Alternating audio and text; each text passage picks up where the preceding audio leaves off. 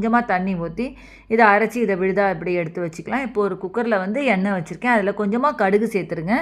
சேர்த்துட்டு இதில் கொஞ்சமாக ஜீரகம் சேர்த்துடலாம். 1 ஸ்பூன் ஜீரகம் நான் சேர்த்துருக்கேன். வேறு என்ன ரெசிபின்னு கமெண்ட் பாக்ஸில் கேளுங்க. இப்போ கொஞ்சமாக கருவேப்பிலை அதில் சேர்த்துடலாம்.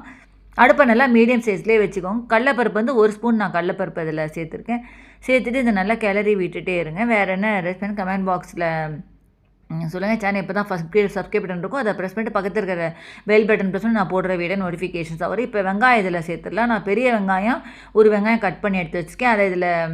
அதை அதில் சேர்த்துடலாம். இந்த கொரியண்டர் ரைஸ் வந்து பார்த்திங்கன்னா உங்களுக்கு ரொம்ப டேஸ்ட்டாக நல்லாயிருக்கும். இந்த மாதிரி செஞ்சிங்கன்னா இதுக்கு தொட்டுக்க வந்து உங்களுக்கு பச்சடி, ஆனியன் பச்சடி, இல்லைனா குக்கும்பர் பச்சடி, இல்லைனா உருளைக்கிழங்கு வறுவல், இந்த மாதிரி சைட் டிஷ்ஷாக எது வேணால் வச்சு சாப்பிட்லாம்.